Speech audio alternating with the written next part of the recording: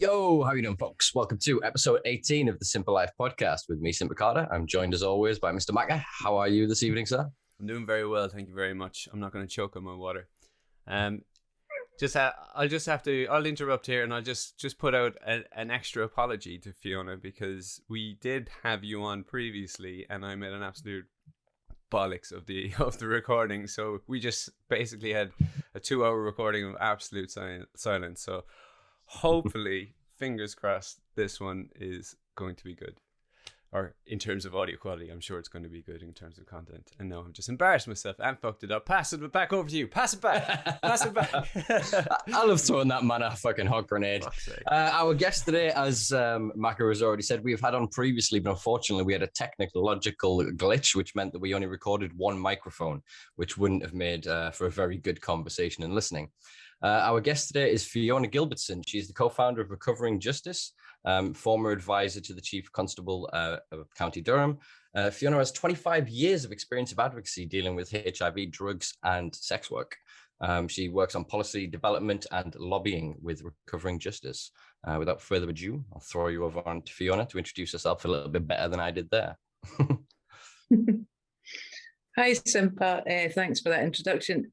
Can I just say that the last recording was just genius? Like, I was just sensational. And no pressure. It was like a TED talk. It was just genius. No, listen, my sound is a bit strange because I've got a dog who's grooming herself just behind me. So, yeah. And I was saying to Simpa, like, I feel really kind of isolated. I mean, we are all isolated. I've just noticed, like, I've kind of not got as much passion because I'm not working with people. Like, I get energy from different, like, meeting different people and random conversations, and that's not happening. So I feel I'm not depressed. I just feel quite flat. And so I imagine that might be reflected in this. Listen, there's no need to be worried about that. We'll try our best to spur you on, and maybe you know what I mean. Listen, I totally get it. I have days where I honestly just wonder what's the fucking point with everything. And here's the thing: not just even with this. No, that might be a shock to Simpa or whatever. He's probably going, "What the fuck?" It's not. No, but do you know what I mean? I just go, well, what's the fucking point? Like, I don't get it. Like, and today I went out for a run, and I hadn't been out in the last week because it's been fucking freezing, and I had to remind myself, you have to celebrate this. You haven't been out of the house in a fucking week. The only time you go around is down to the shop. Do you know that kind of way? And that's the level of social interaction that you get. But I think you constantly have to remind yourself, right, that this is temporary, and it will pass. It really, really will. And I'm just going to go hell for leather. I'm going to hug everybody. Postman, I don't give a fuck. Do you know, seriously? Because it's like, I'm just going to, you got to make up for it, right? Yeah, so I think that's going to be the mentality of everybody. I think, all of our listeners, that will resonate with immediately, Fiona. And I'm not worried about the content of this. You know me, I'm a very passionate person. I'm sure 15 minutes into this, I'll have everybody raising and rallying around. It'll be grand. I suppose, could you give our listeners an idea of sort of what Recovering Justice is and why you co-founded it? Recovering Justice was set up we started about 2013. I'd watched 2 films, and I was part of a recovery charity, and not wildly passionate about that. And that was an organization. Yeah, it was an organization founded to look at health interventions for people who have problematic relationships with drugs. And I watched a film called The House I Live In, and it's all about the war on drugs. And there was something around that, like, I just kept getting people in my house and saying, you need to watch this. And like, I didn't know what I was going to do, but I just knew that it just all started falling into place. It was like, this is the damage that we're done to my community. Like this is the fundamental thing that underpinned all of the violence that we were involved in, all of the, long prison sentences, all of the kind of stigma and the shame that we were that had internalized, and like so many of the deaths. And I kind of had this idea that when I was younger, it was like, well, you took really seriously bad drugs and there's consequences for that. And I framed like there was good and bad drugs, there was good and bad people. And, I never ever thought like, what are the policies that underpin this? And I wanted Recovering Justice to be a voice for people who, like the 10% of people who do use problematically, and will always have some consequences to that. But I wanted them to reclaim their voice in a policy context that was not around harsher sentences. Because I'd also heard that, it was like, well, I was taking cannabis when I was 15, and then the next thing I was taking heroin, and prison was the best place for me, or, I believe that we need to get drugs off the street. So that kind of rhetoric, I wanted to challenge that. And I wanted to I suppose, co-opt a lot of my friends that had those similar experiences into that. And yeah, that's kind of what we did. And it's really strange. You said, you in your introduction, you talked about, advisors to the chief constable. And I'm not. So yeah, clearly that is a role that I held within Recovering Justice. And we had worked with the police and went like a, oh God, even that, like worked with the police, it just sounds appalling. When I say we worked with the police, we helped them arrange a conference where we brought Ruth Dreyfus to come and speak about heroin-assisted treatment in County Durham. And I took that role on, and I remember being quite, what am I saying? I find the police a really, really problematic organisation, and I have met some really astounding reformists within the police force.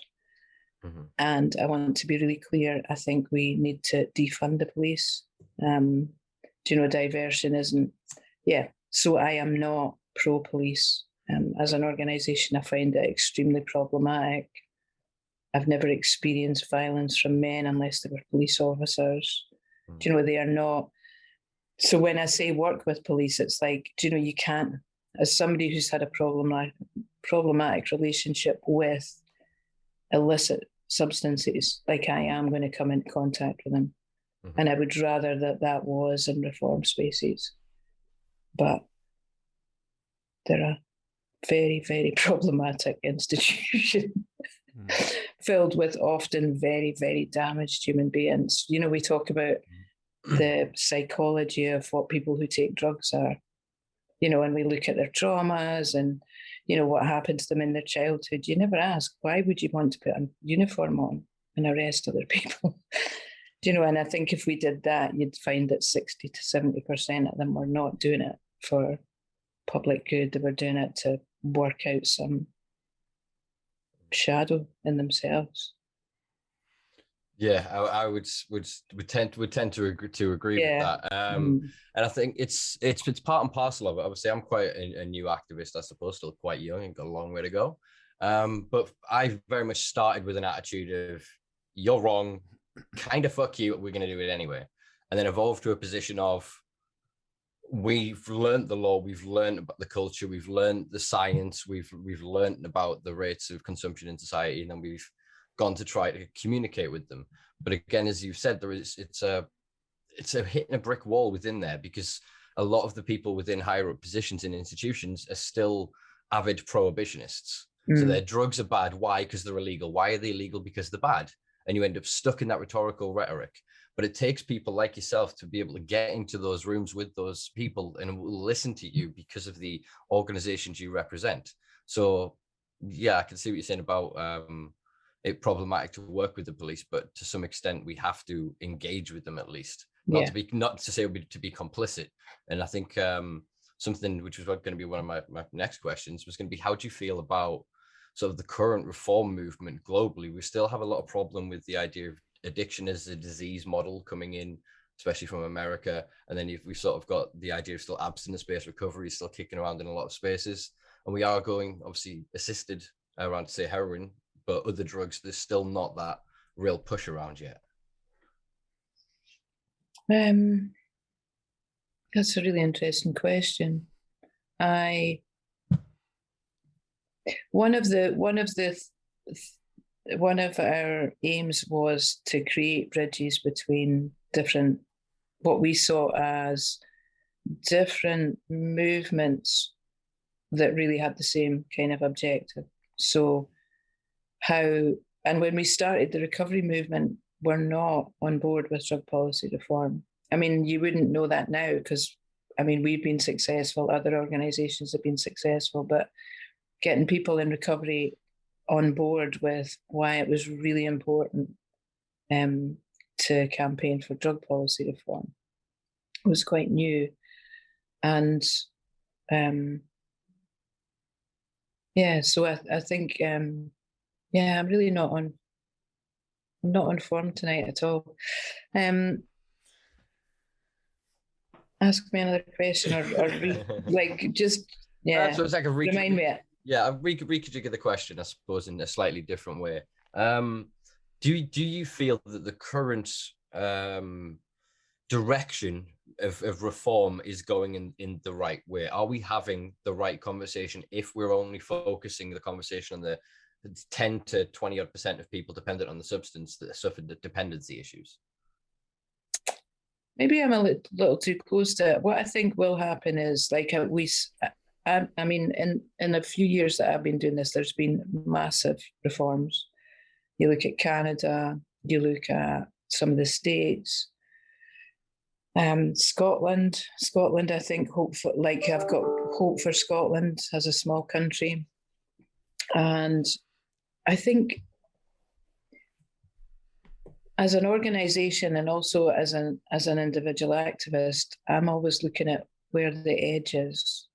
Because what I have real fears of is that we will just push for reform that will hand illicit drugs over to a capitalist system. And doing that without any checks and balances. I think Canada's extremely, I don't know how you call that a success. And because no, and you're right. So it's not reform. It's it is just moving from an illicit, from the black market to the legal economy. And within that, I think there are ways that you can.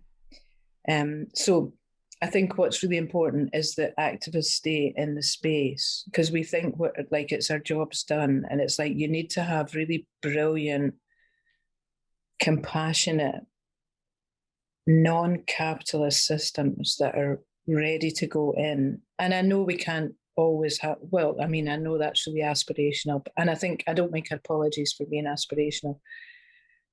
And if the least thing that can get done is this money needs to be ring-fenced.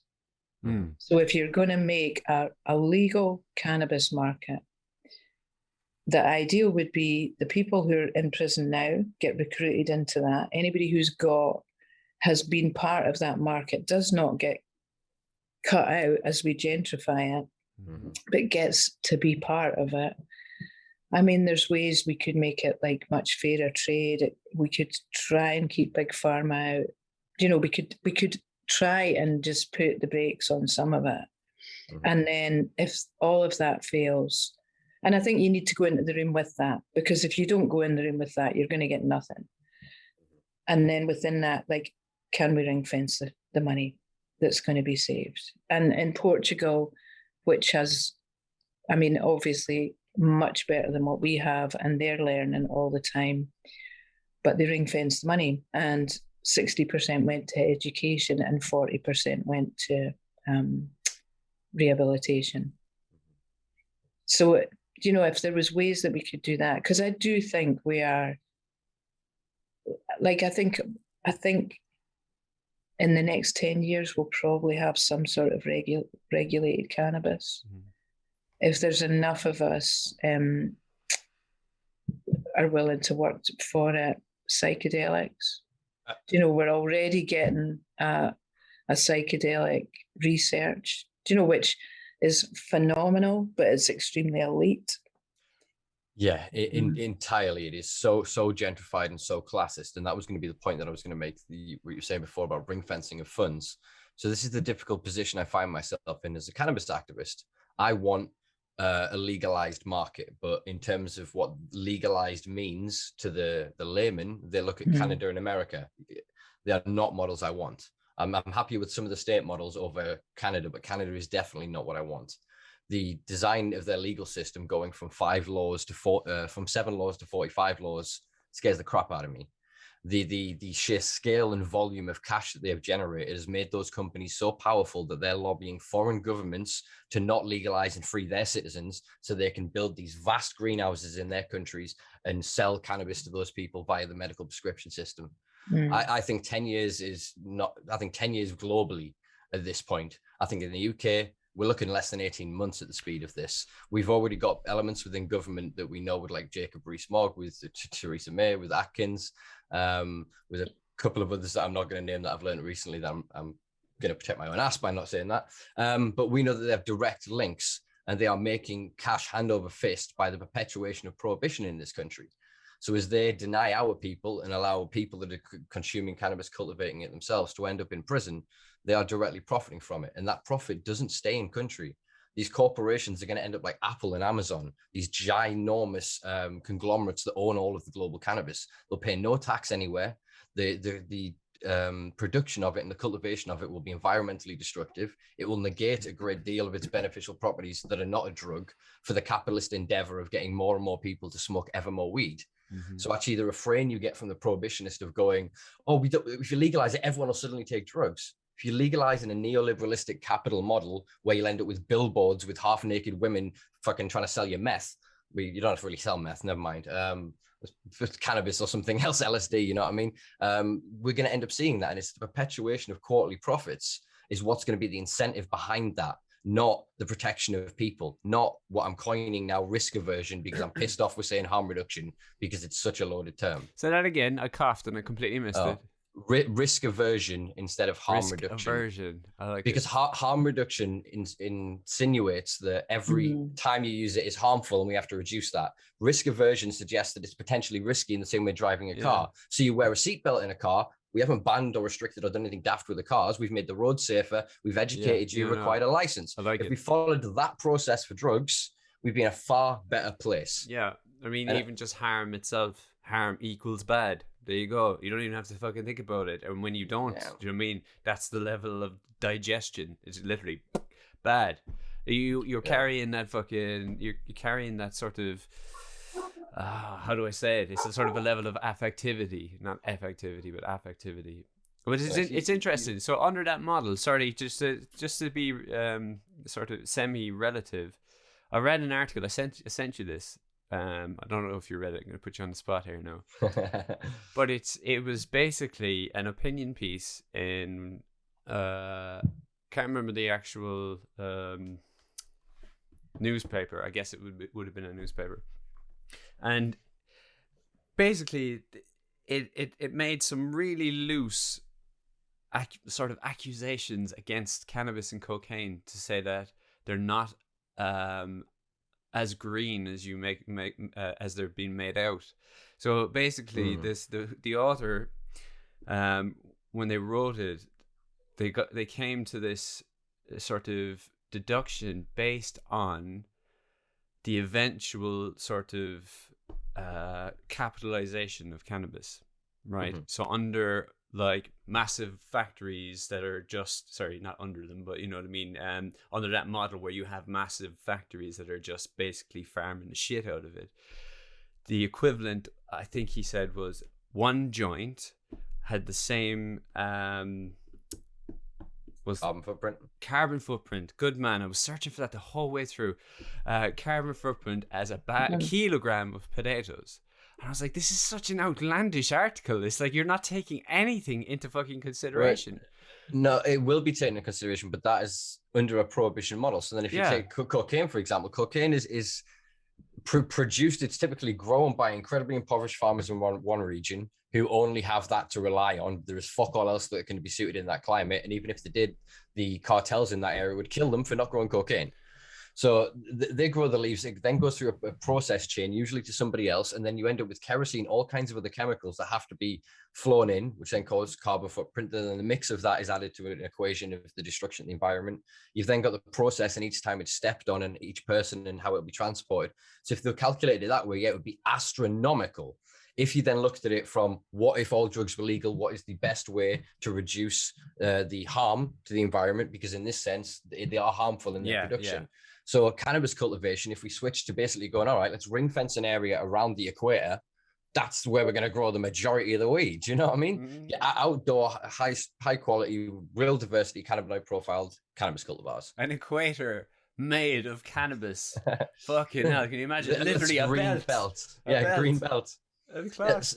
So again, like all these arguments that you see that are put forward for any of this, whenever they say save the children, save the environment, all of these consequences that they are saying need to be averted are a consequence of prohibition. You know what I mean? There's one guy that I'm loving Dr. Carl Hart's work at the minute, and of him coming out of just going, you know what? I am a functional heroin consumer. I'm approaching my 5th year.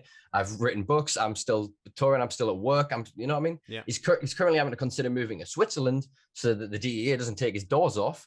But the fact that somebody of his caliber has come out and it's going, yeah, I enjoy these substances. Me and the wife enjoy a bit of MDMA to help us connect and rebond. Here's a book. To actually have that at that level as well, and it not to come from what feels like quite a gentrifying class. Yeah. And I think that it's hopefully the start of an opposition to exactly what Fiona just alluded to with the, I've just been calling the medicinalization of illicit drugs, because they've known for a long time about a lot of these substances, but they've benefited more societally from keeping them illegal. Now we're at a point where MDMA is incredibly valuable to the Veterans Association because they can stop soldiers getting PTSD and get them back in the field. Do you know what I mean? It's the direction that they're going to use these substances, and it's quite alarming. Obviously, people with CPTSD and PTSD will benefit from the development of these therapies and whatever else, but they are going to be very cost prohibitive. Do you know what I mean? To get into them, and even then, it's still going to be how am I going to say this? Almost like it feels like a cult-like initiation, the way that it's done.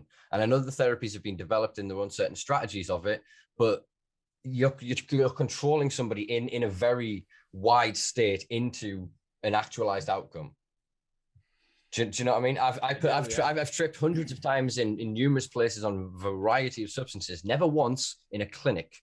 I can't say what my brain would react like in a clinical setting, especially if I was then to recount trauma to people that I've only known through the relationship of doctor-patient. Have you seen 12 Monkeys? Yes.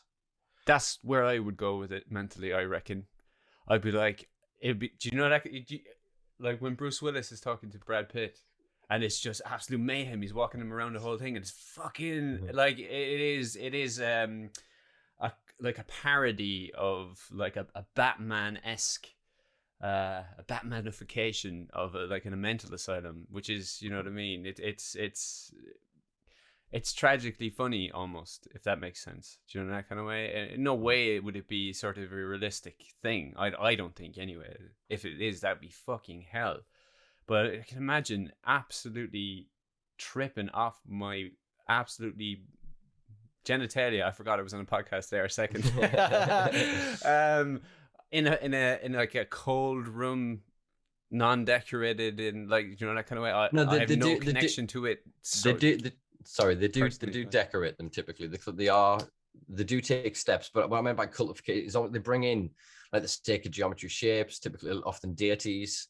Do you know what I mean? If it feels like it's a led experience, whereas I don't know, you can't really I can't really see a doctor being able to take somebody out into the woods and go, let's trip out here, because it's not controllable to them in that sense. But the most profound experience I've had on psychedelic and entheogenic substances is in the woods by a fire at night, is feeling that primal deep connection and the washing away and acceptance of my trauma. Do you know what I mean? That life is what it is, and I am powerful and capable and willing to deal with it. Do you know what I mean? Yeah. And I like I said, I don't personally believe I can get that in those settings. But again, I am someone who's had a lot of experience with psychedelic substances, so it's probably not the candidate they're developing these therapies for. Yeah. So I've just answered my question.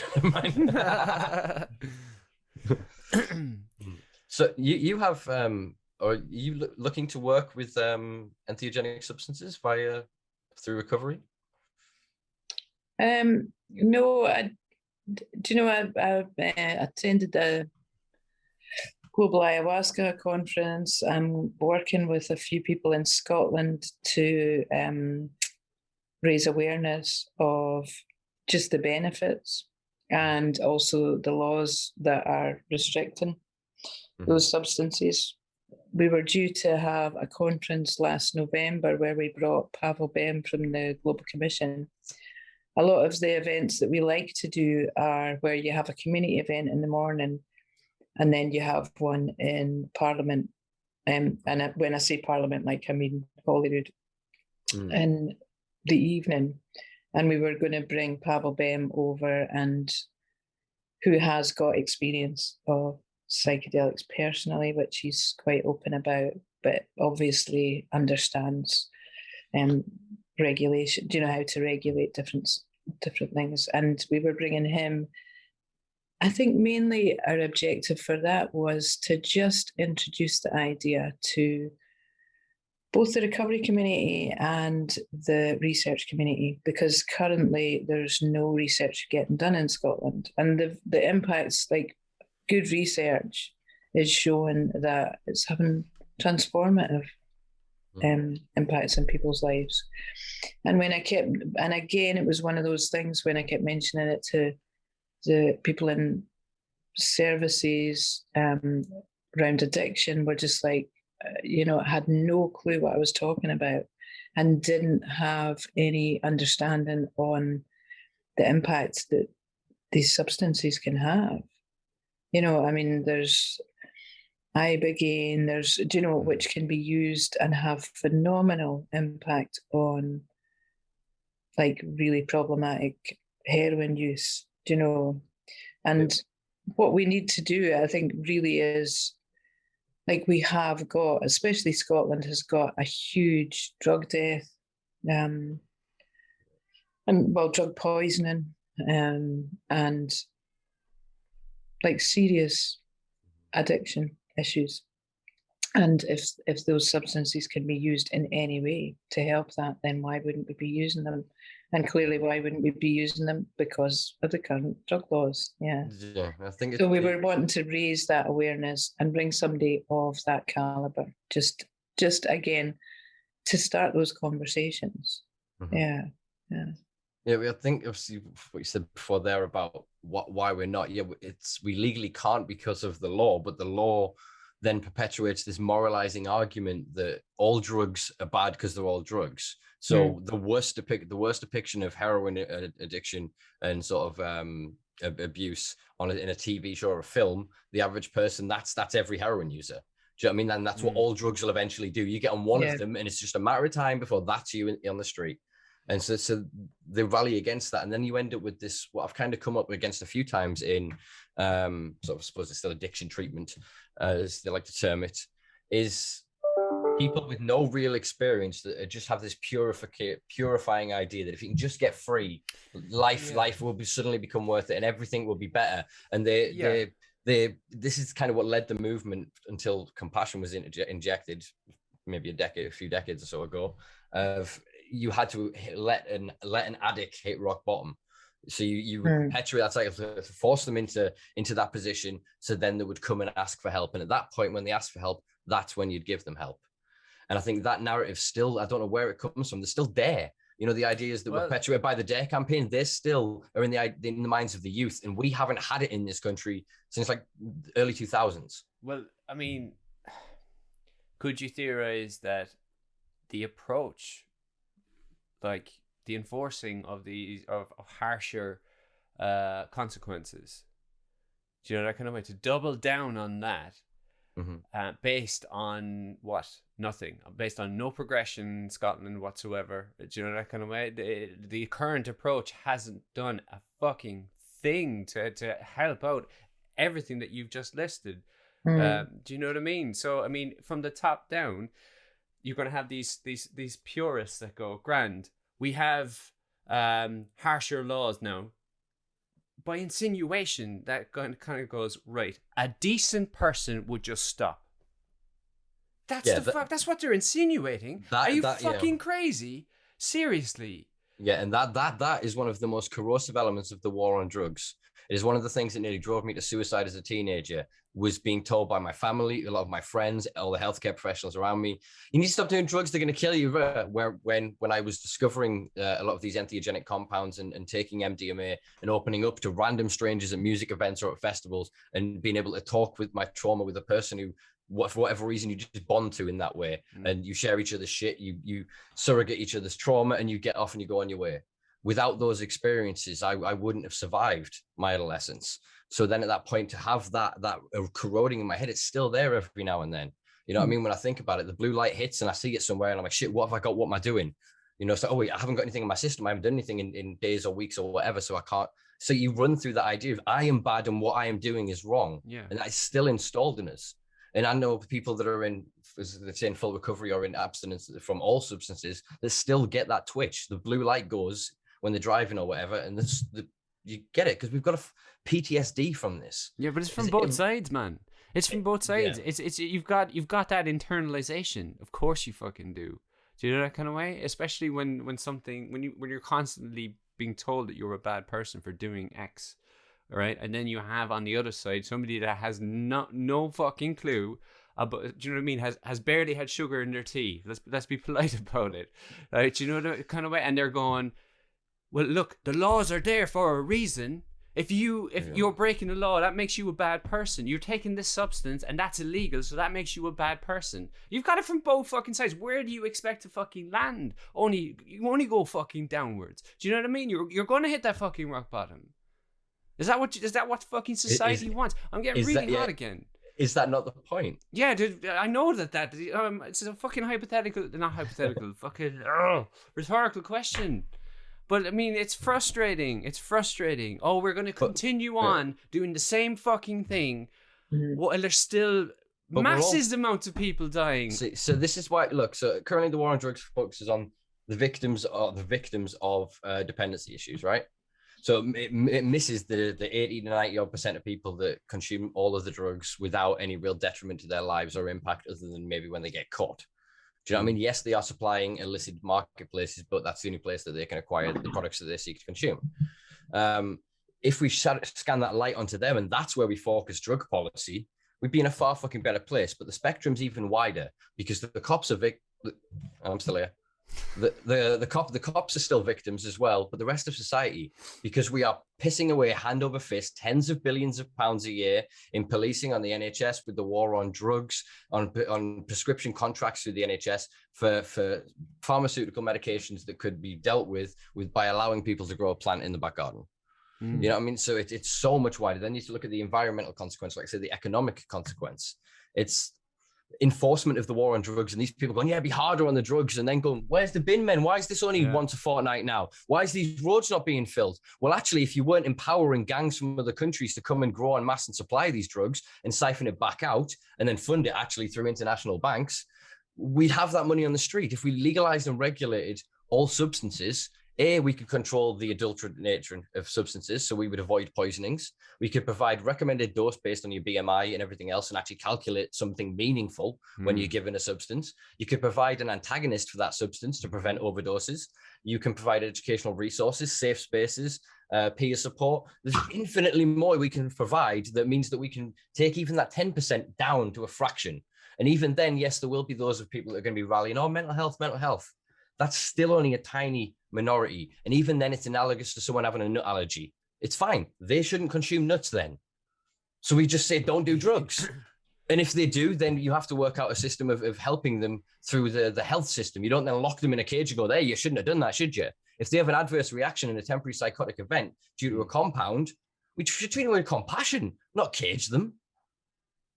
You can just see it, we've been thrown into a cell and somebody's just going to turn around every time, 99% of the time, and go, sorry, sir, sorry. I know, I understand my ways now, and I'm going to conform to your fucking model. Yeah, because that happens, doesn't it? Do you know what I mean? It's like, fucking hell, what? And sorry. I mean, do you know what? I'm not in any way negating, like, problematic substance use is awful. You know, I have experienced it. I have been unable to stop doing what I was doing, you know, for long periods of time. It's spiritually, emotionally, physically exhausting. And you're right, it affects like about 10% of the population. But what we also know is it's not, you know, people are like, oh, it's like equal opportunities. Do you know, it affects everybody the same. We're sitting in County Durham. County Durham has like a really, really devastating problematic substance issue going on. Do you know, there's people whose lives are devastated by it, are being wrecked by it on a daily basis, who are committing violent and non-violent crimes, you know, to access those substances, and who may or may not survive that, their mental health, the violence in that community, or, you know, that won't take their own lives. And even within that, what I'm saying is, it is still better to legalize and regulate those substances. And when I say that, you know, people are just like, and it is very difficult to get people to see that perspective, because they'll say, but this is killing my son, or, you know, it's turned my daughter into somebody I don't recognize. And to just move away and say, what would happen if you gave that person that substance? And it's a big shift to ask people to make, because they have invested in the issue being a really simple one. We all like a simple solution. You know, it's really, really good to have someone to blame or something to blame. And I mean, partly like a lot of the stuff that we do, it's just that education. You know, we had Danny Ahmed from Foundations come on our and speak about heroin-assisted treatment. And if you'd listen to that, like he's the kind of voice that changes public opinion, because it isn't just a story of giving people a terrible drug and them having an unhappy life. Do you know, people are beginning to function. Yeah. Do you know, and ideally, do you know, would we all want to live in a world where we were drug-free, sugar-free, vegan, meditate? Do you know, like, you might have those aspirations, but the reality is you need to meet people exactly where they're at. And our job, I think, as drug policy is to just lean in and hear people's fear. You know, I was on you know it as well, Simpa, those Durham police get their Facebook pages generally aren't too bad, you know, and they'd put out a thing saying, we've had 2 deaths and we think we've got a really dangerous batch of heroin. Will people just be careful? And the comments were some of those comments were just utterly hate-filled. Yeah. Like, hate-filled. Should be a hate crime. I mean, I've put in, you know, I think there is opportunity to, we could potentially find spaces to have those people removed from those sites, to be silenced, but you need education. It doesn't stop. Like, how do you get to those people? Because it was just, and I think obviously, like, it's online, so people say all sorts of stuff online that they wouldn't in person, but like, there was people that said, that was my uncle that died. have some compassion, and it didn't stop it. So you have to remember that this is like entrenched in our system. I think and really our job, because we are privileged, like I am not at risk of being shot by my police. I'm not going to go to prison unless I really piss them off and there's some dodgy one that sets me up, but I am not living on that front line. Yeah. So what do I do when I have the privilege of not being on the front line? And it is having those conversations with people who I really want to just tell, go fuck yourself. Like, go fuck yourself. But that's my reaction, and it is not a useful one. So it's that, like, lean in and have a conversation. Why is it? Like, why have we created this space? Because if you can change them, like, it will be, like, you saw it, like, we had two phenomenal, like, we had a great PCC and a great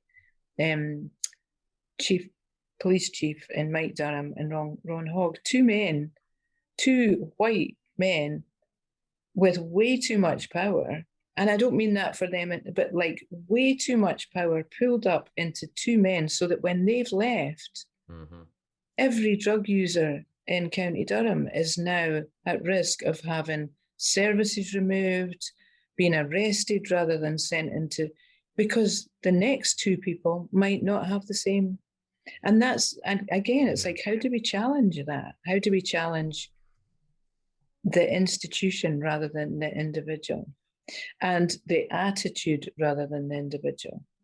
Yeah, I think it's so ingrained, because as we said, like, laws are supposed to be, when we're back with the Pelian principles and that idea, laws were based on morality. And it was the idea of, subjectively, if you go the George Carlin route and reduce the 10 Commandments down to one, thou shalt not commit violence. And you can exclude from that sort of sexual violence, theft, property damage, etc. And so that was the foundation of it. Then the war on drugs came along, and all of a sudden it created a whole section of laws for things that only a handful of people thought were bad. Whereas before, murder was wrong. You could have extenuating circumstances that could reduce it. You have a lesser degree in manslaughter, etc. There were mechanisms within the law, but always that is accepted as a bad fucking thing. All of a sudden, then drugs are thrown into this. At the point when the war on drugs started, we had very few people that actually had dependency issues on any substances, because they weren't prolific. They weren't all that well known. The harder we went on the war on drugs, we created this information and this campaign where you were either the bad person that did drugs, and if you did drugs, you're a rapist and a murderer and a kiddie fiddler and a terrorist and all those other things, or you're a good person. So if you're then not a person that does drugs, you have this superior moralizing complex, where you can be like, they do drugs, so therefore they're a bad person. They deserve to be homeless. They deserve to be attacked. They deserve to be arrested and thrown in a cage. Do you know what I mean? And I think it's that mechanism within them, the idea, the weaponization by extremist fundamental Christianity and neoliberalistic capitalism, that can a horrible mix together, has created the chaos in the modern Western world. And the war on drugs is just their ultimate tool in doing that, because they widen the knowledge of drugs. Then if you look at, say, what happened with what Gary Webb exposed with the CIA in the 80s and the Iran-Contra deal, governments are involved in funding drugs, putting drugs on the streets. So they then kind of proliferate this idea of dependency, get people struggling in other communities that then will suffer with dependency issues because of socioeconomic factors, and then demonize them. It's a John Ehrlichman quote all over again. The Nixon advisor who said that by associating cocaine with the blacks and marijuana with the hippies, we could demonize them night after night on the evening news, raid their meetings, break up their societies, arrest their leaders. We still live under that paradigm now. So unfortunately, a lot of the people that are in that system, there are good people, naive people, and not all together viciously minded people, but they work within a framework that, it's the Upton quote of, you can't expect a man to understand something that his salary is dependent on him not understanding it. Do you know what I mean? And so because they're inside of it, they can't see exterior. And then most people, as they come up exterior with alternative ideas, get swallowed up by it, and they have to conform within that system. And I think that channeling is why we're seeing the progression towards a Prohibition 2.0, where all we're doing is swapping the dealers. That's all that's going to happen. We're just instead of it guys in tracksuits, it's guys in business suits. They're going to trade it as commodities. They're going to ring fence it. Instead of violent gangs, it's going to be boardroom takeovers. But we're still going to suffer on the streets. Yeah, the products may be pure, but the mechanisms by which they supply them will be an asset stripping mechanism. Do you know what I mean? To siphon funds from our communities to then go up the corporate ladder to be cashed in the Seychelles. Do you know what I mean? So unless we develop community-based or nationalized drug regulation models, all we're going to end up with is new cartels. That's just it. And then the old cartels are still going to move around. Look at what happened in Mexico. They're starting to take over fucking avocados. Do you know what I mean? We have to have sensible conversations about these things. I'm not saying approach all these bad gangs and say, do you want to be business people? But you can't then just go to the poshest of posh Tory business people and go, oh, well, you can have the drugs now. And then most of the people who are in the middle of regular consumers that have no real issue with it are just handed over this market with them populating it. It's just handed over. Prices will go up. Look what's happened in the gangs for the past 20 years. Most drug prices have remained steady while inflation is fucked. Economies have collapsed. Countries have come and gone. But the staple price of drugs globally has remained. What happens when the capitalists take this over and all of a sudden they get to control what ships everywhere else? Do we really think that that's not going to create an even stronger illicit market? Well, I mean, Canada is proof of that. The black market has not gone away. Do you know that kind of way? But here's the thing. It's like, I understand the deflation. I do, because I don't see this as a potential. I see it as happening. This is all of the fucking architecture is in place. We're not in a position to run the fucking race. We're in the stands fucking watching it. They're running the race. Do you know that kind of way? Well, we're still talking about the fucking race. Oh, I'm going to do this and I'm going to do that and I'm going to do whatever. They're fucking doing it. Do you know that kind of way? So I guess my question, and I put it out there to the room, more not to sort of put pressure on anybody. I'm not going to throw you under the bus, Fiona. Would be, given that for me is an inevitability, Prohibition 2.0, how do we move forward in that? Do you know that kind of way? How do we combat that? What could we do? And I appreciate that that's probably not a very easy thing to answer, but I mean, there has to be a way for us to cement the reinforcing of communities across the board. That, and you could probably use maybe lost seaside towns, heavily impoverished areas as example areas to actually try to trial this out. Do you know that kind of way? To actually have, I don't know, say a place like Durham, right? Well, do you know what we're going to do? They did this in Seaham. 15 minutes that way on the coast. Really? One hog cleaned the fucker up before any of this got publicized about the checkpoint scheme and everything else. With Fiona's intervention and other individuals, they started to really kind of go, holy fuck, drugs are a problem, but the consequences of people taking drugs under this paradigm is far fucking worse. Okay. You know what I mean? People stealing, people having to sell themselves sexually, people having to, commit really weird acts of crime because on a spur, you just see money. You walk past something, you see something that's worth $100. You break a car window, whatever. It's inquisitive crime. It's just crime that is not usually opportunistic, planned. Yeah. And they saw a massive drop in this because it was only a handful of serious problematic users in the area that had no other income. Yeah. You know what I mean? If several of them were homeless and so they had to then steal for food and everything else, they were sleeping rough and were getting caught. So they'd be constantly in supply and in and out, which meant that they were stealing, scoring, not being able to use, losing, having to go back out. And as soon as they're released on the street, you've got to go then earn the money the cops have just taken off you again to go score again to get back to where you were at the start of the day. But how far was that progressed? Do you know? I mean, what I'm envisaging in my head is some sort of provable top slice model. You can't refute it. You cannot refute it. Well, if we take, say, heroin as a separate entity for this conversation, the safe consumption site model is pretty ubiquitous around the world. And to date, not a single consumer has died in the presence of one of these places. This is what we had, obviously, Peter Crykant on his previous episode with his mobile safe injection site. But if you then look at the broader language of the broader drug spectrum, it has to come from a government policy. It has to be enshrined in the law. We can't just allow corporate lobbyists to go, actually, can we lift this percentage here? You move that as Schedule 2, because then we can create these products. We'll sell them under prescription, wink, wink, medical, wink, wink, but then we'll push everybody in the world that's ever had any problem through this system, funneling cash into their pockets, which then gives them further data sets to, again, move towards analogs and synthetics. I think what we need is our Stonewall moment. We need all drug users and consumers from all walks of life to stand up and go, I use drugs. I am proud to admit I use drugs. I am demonized, vilified, and criminalized by the system, but I am not a bad person. Drug pride. Drug pride. Hell yeah. Let's get a flag. Yeah, if we take that step, though, I'm not either, because honestly, that's what we need. Because once people realize there are tens of millions of people that enjoy drugs.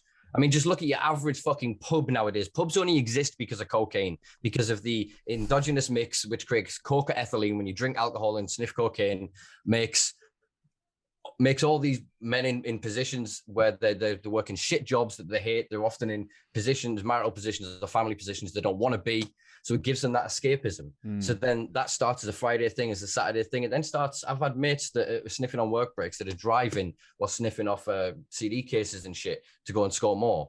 Do you know what I mean? It ends up in a difficult situation because there's no one there to challenge it, because there's a whole culture developed there that's problematic use, but it mirrors alcohol consumption. Do you know what I mean? Whereas if you look at then, say, a lot of other cultures, say like ecstasy, for example, because of the very nature of ecstasy consumers, if the people use it regularly at raves or whatever, you tend to have a wide berth of friends in that network and you care about them. Like you really build bonds with them. So you don't allow them to slip into those sort of problematic. So what I'm saying is that there's different cultures, whereas, and if we unify as a larger thing, we can help each other the fuck out.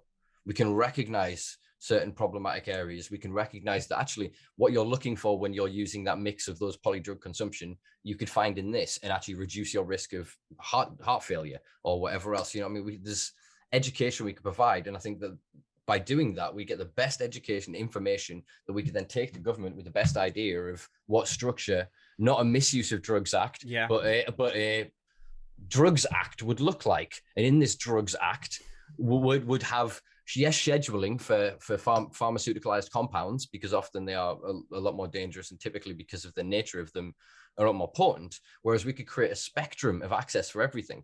So if you then look at, say, a highest dose of an ecstasy pill at 150 milligrams, whereas at the minute we were selling 10-pound Gurners because of prohibition. When I first started, there were 5-pound pills and they had something like 75 to 100 milligrams of MDMA or MDA active compound, right? Because of prohibition, the number of pills mean the severity of the prison sentence you get. So what the press has started doing is they then press them into 10-pound pills, which would then have anywhere from 300 to 500 milligrams of active compounds in. Yeah. So then you buy one of them and you snap and have one each. Whereas back in our day, you double drop and then you'd half one with your mate like at 3-4 in the morning. You know what I mean? I can hear all the ravers now listening to this going, yeah, I remember that. But it just shows that so prohibition worsens the model, whereas if we can then control the access, it's the same with heroin consumption. Most overdoses are either adulterated product or a lack of knowledge of how strong it is. So if you imagine it's shandy to absinthe, and you're going one dealer and you're scoring shandy for a week, so you know the amount you want to cook up, right? He then switches up his batch and it's all of a sudden it's whiskey and you don't fucking know. You got to hit your normal amount and you're in a dangerous position. Do you know what I mean? And because then you're around other users that are going, other consumers that are going, I'm not going to fucking prison. They are then more inclined to abandon you in that situation than they are to seek help. Do you know what I mean? Whereas a lot of other drugs, if you end up in a problematic position because of the perception of the police and the lesser severity of the crime, you will get help. So look at the difference with ketamine. Do you know what I mean? A lot of people that I know, unfortunately, that ended up with problematic ketamine use would blow out their nose and then move towards intravenous. And then that ends up in a dangerous route. But typically then the culture of that, and because ketamine's class C, if you then overdose in that situation, your peers are more likely to seek assistance. So you're more likely to live. How fucked up is that? That's fucking crazy. One thing I just wanted to sort of bring up, because you said it right at the very, very start of this, and I've been holding it on the whole way through your diatribe, right? But it's all well and good saying, yeah, we need to cement this in our political establishments, yeah? When you don't have a fucking opposition, what hope have you got? No, that's a. Do you know what? That's not a flippant question. That is a genuinely serious question. Say you have not a lesser numerical party. I won't necessarily put anybody under the bus here, but that would take up the mantle of proper social progression, drug reform, support. I mean, even if you, do you know what? That's hard enough as it is for a small party, right? It is. Even if you were the opposition, right? It's fodder. It's fodder for what are the three word fucking phrases that are constantly build better, whatever. I don't know what the fuck they are, but they constantly use them. They put them on the front of the fucking thing, and it's proven to work. It oscillates in your brain. That's all you can fucking think about. So I mean, if you're kind of going, oh, right. You want to sabotage some sort of British values, right? Or and progress into this chaotic idea of fucking everybody just running around, and it is like Blade Runner and shit like that, except with drug use. I'm really off tilt today with all of my stuff. None of that made sense. Really, really didn't. But sorry, go ahead. There's always opportunity. So if you can't appeal to government, you appeal to local authority, or you appeal. I mean, we've been working with a community of women in County Durham, and they went to speak to local councillors, and they made changes through using their voice in that space. There's always opportunity. And I think sometimes if we looked, it's like it has to be here, then that's the only opportunity you'll see. And I think part of that is as well, I look at the spaces and there isn't much diversity. There's not much diversity in drug policy, and so what I like to do is go into other spaces which are really new and create new solutions for other things. So how are environmentalists tackling? I just think Extinction Rebellion are phenomenal. Like, what can we learn from Extinction Rebellion? What can we learn from trans communities right now? Like people who are on the cutting edge of real innovative change, and then bring that to your space. And often as well, just really being humble and saying, I'm not the voice here. Like, I'm just not that voice. Like, I have no idea what it's like to be 20 and using drugs. I've got no idea. So instead of trying to guess that, shut the fuck up and give your chair to that 20-year-old or to the disabled person. And I mean, we're talking about drug use. I know that in County Durham, there's been a huge issue around young Vietnamese people being trafficked into this country to grow cannabis, to serve that market. Where are these? Where are their voices? Yeah. And, and even when I see that, it's like there was something appalling in one of the papers, and it was like, we've caught these 3 gang leaders, and they were young men, like in their 20s and 30s, and they were touting them as gang leaders. Yeah. 5 of them were no fixed abode. It was like, you've caught homeless youth. Yeah. And you're now going to, so those are where is it that it's just like, so, where's the edge, and where's the bleeding edge? I think because we all want to sit in the rooms and drink the coffee. And I mean, I don't know, I have often just wanted to go to a conference where I see my friends, where I've got, just to feel quite safe and unchallenged in my righteousness. And I don't think righteousness is going to serve us in these spaces. It really has to be that, like, get dirty and speak to the person in the bus stop who voted for, like as some sort of neo-Nazi and has just burned, literally in our communities, there's people that are doing vigilante stuff. And you need to speak with them. Yeah. On a one-to-one, I'm not saying you engage them. I'm not saying you give them platforms, but, like really what? Challenge yourselves. Yeah.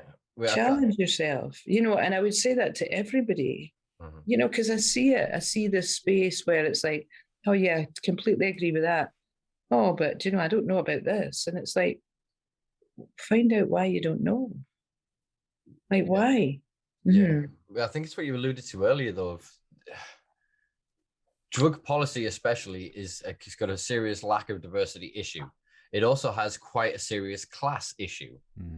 And a lot of the issues that they are creating policies for, because they are viewing as the typical consequences of drug consumption, are actually socio-economic consequences of things like austerity. You know what I mean? So they're incapable of seeing the consequences of their political ideology in that sense. So everybody needs a demon. So you transfer that over, and there you go. That's drugs. So then to solve the drugs, even the people that are then the reformists, it's still from a classist position. It's still from quite a very privileged position. And we all suffer from this narrow perception. We cannot view the world from more than this. Even when we do that, we move. We lose focus of the other thing. We're only meant to be able to comprehend and interact so much in the world. Do you know what I mean? So the idea that one person can sit in the throne of something and then go, I believe and think this, and this should be true for everybody else, is a fallacy, and it's bullshit, and it's dangerous. And I think the only way that we get to the consensus is the people who are not at risk, the people who are in positions that can say, yeah, you know what, I enjoy a bit of cocaine a couple of times a year, art festivals, me and pills, or raving, those kind of people need to come out and admit to that. We need to change the public's perception of the people that consume drugs to protect the people who've been damaged most by this. And they are the most vulnerable in our society, that are most susceptible to taking the ultimate escapism in drugs, in any substance that allows them to escape from the spiritual, physical, mental, physical pain of being in that position that they are in life. Yeah. And until we can arrive at creating policies that are actually compassionate enough to help these people, the best thing we can do is fix the drug policies to lessen the perpetual harm by prohibition. And then you'll see this anyway. Look at the studies. Once you support people, don't push them off the drug, don't force them onto someone else. But if you support them, give them a clean version of their drug, they typically titrate their own consumption. Not always, but often will then lead to a complete absence of it. If they have got supported housing, support back into work, and they've got a long-term therapy, they have the option and the ability to then help rebuild their life in whatever direction they choose. And everybody deserves that opportunity. I mean, Christ, look at what happens within the UK police. If you're a cop that develops a dependency issue, the police will give you time off and will pay for your treatment. And then you'll be welcome back on the force. I think, it is like, I hear all those arguments about, if everybody, if people choose to come out about their own personal drug use, I think that's of value, but I don't think people should do anything. I remember that around HIV, and it was like everybody that's HIV, like Freddie Mercury, you won't remember this, Freddie Mercury died a day after he came out. Yeah. And there was a whole lot of AIDS activists were furious at him, and it's like, it's his personal life. Like, we get to have privacy. Like, you get to choose to disclose what you feel, and you keep private what's private too. And that's different for each individual. And yeah, so I do hear that, everybody should come out. And it's like, well, no, just what if have compassion for the people that don't. Do you know, it was the same when it was illegal to be gay. Do you know, a lot of people chose not to be on that front line. They just didn't want it. Mm-hmm. And personal choice in everything, including outing yourself as a drug user or whatever, has to always be there too. Oh no, without a doubt. Otherwise, you're just essentially regurgitating the same sort of failed system from the other side, right? So in that kind of way. Yeah. So it's not necessarily, in general terms, it sounded like there should have been an onus. Like you have to come out and do this. Well, no, what we've been banging on about in this podcast quite a few times is the lack of contextual application. Do you know that kind of way? And that can come across, that can be applied to fucking anything. Do you know that kind of way? But it's the same here. I mean, you absolutely do not have to be on the front line waving that newly formed drug pride flag. But I'm sure there's ways that you can manage that contextually to you know what I mean? And you can weigh that up. And the reason I'm on this weighing up of things, all right? And this is why I agree with your point, Fiona, is there is an embedded reluctance for an awful lot of people to identify as a drug consumer, right? Because, you know, that kind of way, just to really use a sort of a really poor summary, or, you know, like a stereotypical guess of somebody that would be reluctant in that example would be, say, somebody that has a job that is working 40 hours a week, that potentially, by just voicing something, has that removed from them, and thus has any sort of that has a cascading effect. If you know what I mean, if you're dancing on the fucking line, and all of a sudden you've lost your job because you've said something online in that regard, then it's going to be, you know what I mean. You can understand why people would be completely reluctant in that regard. So my point was, and this goes over to you, Simpa, all right? How can we, for those that really want to, but to come out in that regard, how can we sort of reinforce their sense of security, or encourage change so that they have that level of security, so that they can fucking speak out and just go, look, I'm not a problem. Do you know, that kind of way? I mean, you might have a problem with me, but I'm here, and I'm here to fucking to say my piece, and I shouldn't have any sort of negative actions taken against me just for verbalization. Anyway, you know what I mean? Yeah. Well, so I should have caveated, I suppose, that statement with that it's obviously it's the spectrum. So it's I suppose from silent to screaming in that sense, and we're all upon that. If you, as an adult consumer of drugs, at any point in your life where you intermittently consume them, or have been and did so with no adverse consequences to you, you're on that spectrum. So you're either someone that enjoyed festivals when you were younger and you did some drugs and whatever, and did a little bit of coke at the pub sometimes, and then you just stopped and you had kids, and you then now become a silent hypocrite and then teach your kids that all drugs are bad and reinforce that to another generation. Or there's little steps. So you could then teach your kids differently. You could speak openly to your family. You know what I mean? You could, we've seen this obviously with the movement in cannabis. Again, we nobody in the cannabis movement asked everybody to stand up. It said the people that could, should. Do you know what I mean? And the people that want to, will. And that's it. It's not it's not really an enforcing moral obligation. It's just kind of the idea of going, well, you're in a position now that you could do it, so it's your decision as to what you do. Yeah. And obviously, I don't blame people for who they are, as I often say on this podcast. If I was born you, lived you, raised you, I'd act as you, I'd think as you, I would be you. There'd be no difference. So therefore, I don't hold anything against anybody. But ultimately, what you were saying to what we could do to lessen that, this is again where it comes back down to policy. We have to protect people's employment. We protect somebody's right to go, I am gay, and your boss goes, you're fired. You sue the fuck out of that guy. That's illegal. That's illegal. You're disabled and you lose your job. It's again discrimination. So there's ways we can look at this. There was an interesting case around a cannabis consumer who worked at a recycling plant in the UK. I put this in one of the Last Week in Weed blogs recently, and he was sacked because of a random drug test showed cannabis. He was a driver's mate, so he wasn't actually responsible for the vehicle and was never responsible for any machinery that would, otherwise be deemed dangerous. He was sacked on the spot because of the positive test. He took his employer to a tribunal. The judge agreed with him and said that the employer had violated his rights and unfairly dismissed him because he hadn't taken into consideration why he consumed cannabis, hadn't taken into consideration if it affected his work, which given his record, it hadn't.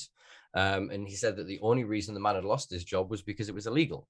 So you can see the systems cracking apart in various places. People challenging the laws with drug driving. There's actually then the farmer elite system coming in to change the law for them, which means then people who've not looked at these documents for 50 years are suddenly going, you want us to just erase this one sentence? What about the 16 other paragraphs that make no fucking sense? Yeah. Do you know what I mean? And we're exposing light to it. So everything we can do to cast a light on it. So I'm not saying that drug consumers should go out and evangelicalize and destroy their lives. Yeah. But I am saying that if you have the opportunity to say to somebody, do something about it, especially if you say are a drug consumer that demonizes other drug users. So if you then use a bit of cocaine and go, oh, them fucking dirty smack rats. Yeah. Tell you what, them fucking smack rats. Them sort of people, it is just woof. They cause more damage to all the spectrum of this than some of the hardcorest prohibitionists. I'm just hitting my nose pushing that out. No, right, so while you're on this momentum then, is that a question that we could potentially put towards unions? To kind of go, here's the thing though, right?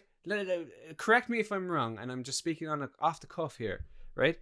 The consumption of any substance is not illegal. No, it's not illegal to be high. For it to be in your system, but for it to be in your system, right?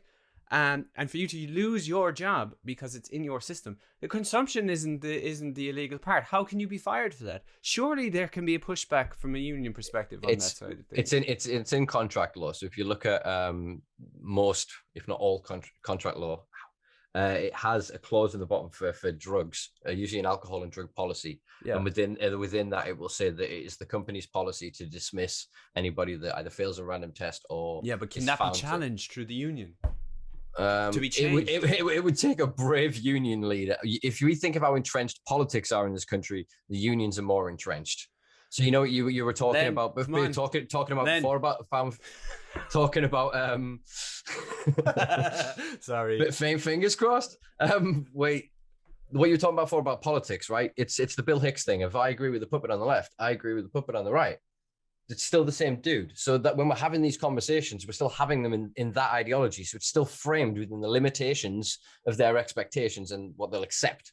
Do you know what I mean? So you said we need an opposition. You're correct. But unfortunately, it is not any one of the parliamentary parties that exist today, because by their nature to get elected, they can't have radical enough views. That's my point. That will actually get this voiced. So we need to build from the outside. So you take the public. If you can then go to each politician from each party and go, we've got a union of 6 million people here who regularly use drugs.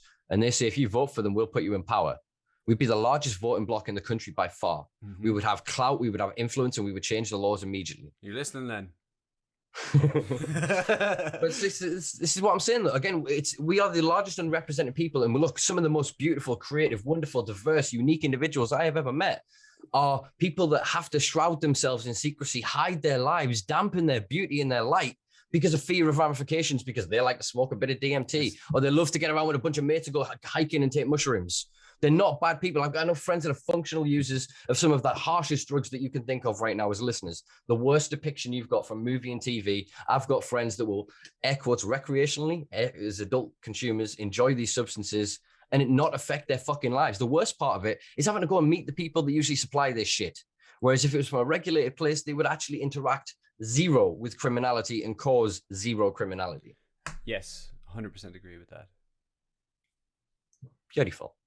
We've covered quite a lot of the issues that I wanted to talk about. This is something we tackled actually in the last one, which is, I suppose, all three sort of issues that we've kind of we haven't really touched on sex work, but sex work, sort of HIV, and drug consumption and stigma. There's a cross trend with stigma between these things. And if you happen to be in a Venn diagram of all of these things, society demonizes you beyond measure. What steps can any reform organizations or movements do to include the consequences of what prohibition can do to drug consumers, ergo pushing them into sex trade or to developing illnesses like hepatitis or HIV from not being able to get clean access? I think we need to remember that sex work, like drug use, 90% of people engage in it and do not need to access services or do that problematically. And we hear about the 10% that do. And there's a really strong sex worker movement. I would encourage you to get somebody from there on to speak. I'd love that. In drug policy, I always think we need to look at who our closest allies are. And, we try and create platforms where people from that movement can come in and speak. Because it's really strange, like what works in certain... So, for instance, there's diversion schemes in the US that were touted as fantastic by a lot of drug policy people. and the conversations weren't had with sex workers, and those diversion schemes were really, really damaging the lives of sex workers. Yeah. So it's about just like, who's not in the room? Why aren't they there? Pull up another chair, take 5 minutes off your time to speak, to give it to somebody, so that we just get like a full range in the room. I think that's always really important to me. Yeah. Yeah. As an organisation, we are really, really trying to do that. The next panel that we're hoping to put on, like we had Danny come and speak about heroin-assisted treatment, and we're going to do one around sex work and sex work reform and drug policy reform. Yeah. It comes back to just like the simple application of a basic interaction. Yeah. That's all it is. That's all it is. And like, just to go back to sort of the Facebook, because we're talking about stigma and stuff like that, regardless of, like, you may feel the need to jump in and have like an early opportunity at a joke or a jest, or have some flippant fucking remark that makes you feel better about yourself. But honest to fuck, that's harder than what Fiona's just talked about just there. Just sit down and talk to people. Sit down and take yourself out of the fucking equation. Take your bullshit and leave it at the fucking door and just talk to people, man. On a sort of a lighter note, I mean, I bring this up in relation, right?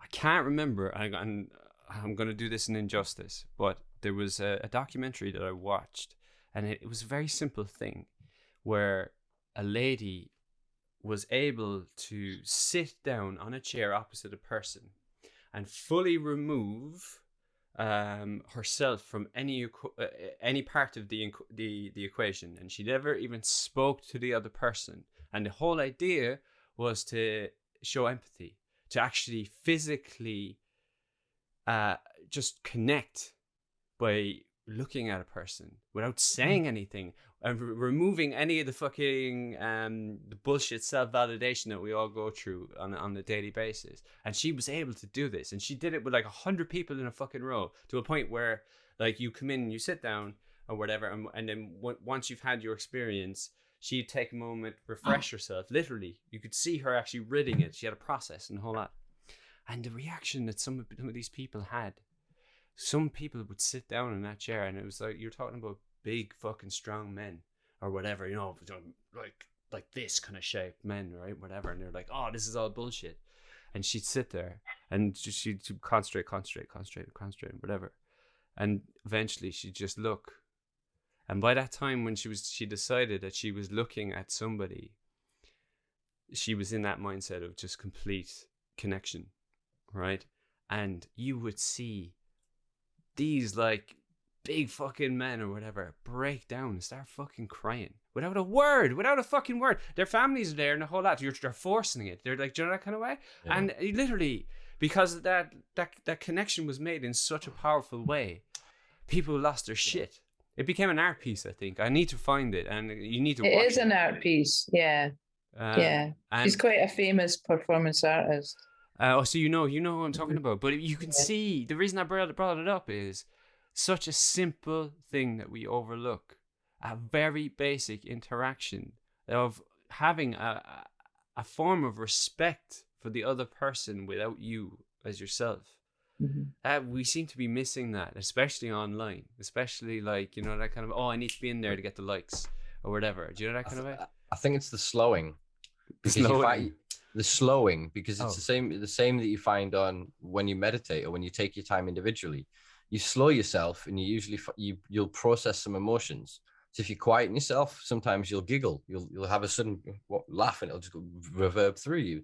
You'll have a cry, or just you'll scream. You'll want to some instinct will say, do this thing. And if you quieten yourself, allow yourself to do it, and it passes.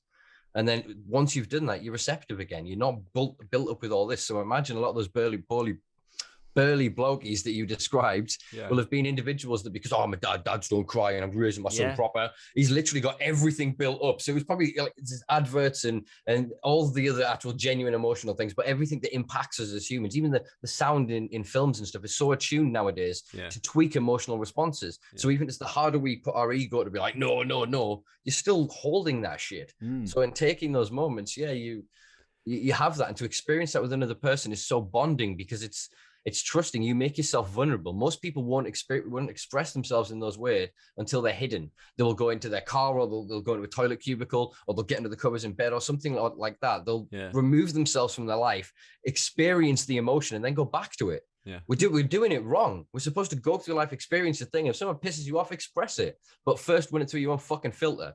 To go, is this an ego game I'm playing with myself? Am I tripping myself up here? Yeah. If you've gone through that process and still want to verbalize or whatever the thing, then it's clearly a genuine, sincere thing that needs to be articulated and brought into existence. Whether a good or bad reaction is brought from it, the reaction is necessary. And I think that if we started communicating that way, whereas when you're online, look at the comments. I mean, obviously not saying anything against dyslexic community, but the way that these comments are often structured from the people, the most hateful comments are the most fractured grammar in English. Often because they're just trying to pound the fucking thing out. They've seen something, it's triggered in them that emotion, it's hit that wall. They then need to transfer and project that. And social media allows them to, they don't even have to see the face of it, the person. They can instantaneously go, I'm pissed off. Now it's yours. And then someone else pisses them off and it goes there. Right. And all it is just they're a creation for this emotional output. They're them not themselves dealing with it. So they're projecting it. And whereas before, these grumpy people, these kind of people, you'd only ever harm a few people because most people wouldn't want to associate with you. But now you can create multiple accounts and you can get on all kinds of platforms and you can spend days and weeks and months just venting and doing all of it. Do you know what I mean? It creates an unhealthy feedback loop. It's the same sort of cycle you end up with drugs. It's the setting in which you exude the behavior. Do you know what I mean? And if you have control over that, you're less likely to end up in a risky situation. Interesting. So something to ponder there. I'm just coming down from the emotional. I was getting really emotional telling that story. Like, listen, guys, I need to go. Oh, sorry. No, can I ask you one more question? You got time for one more? Go on. So what's the future hold?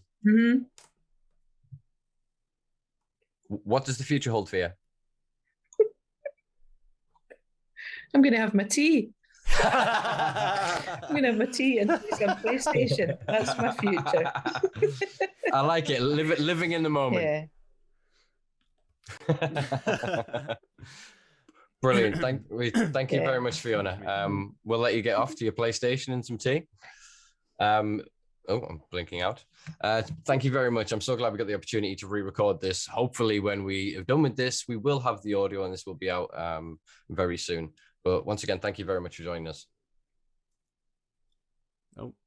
Oh.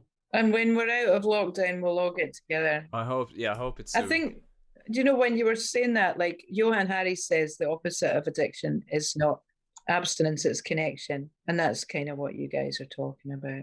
Hell yeah. Actually, you spot on. I totally did not intend for that. I mean, that was probably my interpretation of it is probably less aesthetic than Johann Hari's would be. Do you know, that kind of way? But yeah, I think it has to be that, because if we keep going the way we're going, we're fucking doomed. We are doomed. Hell yeah. I think just come up with a new hashtag: community over criminalisation. Build communities out of people that consume drugs rather than criminalize them. How's that for a novel idea? There you go. So thank you very much for joining us, Fiona. You can check out Recovering Justice at recoveringjustice.co.uk, I believe. It's not, it's .org.uk. .org.uk. I'm sorry. You will find the correct link in the bio below. Please do, if you enjoyed this, check out the Simpa Life at patreon.com/Simpa Life. Follow us on all social media platforms at Simpa Life. I've been Simpa Carter. Our wonderful guest has been Fiona Gilbertson, and he has been Maka. Peace and love, folks. Bye. Bye.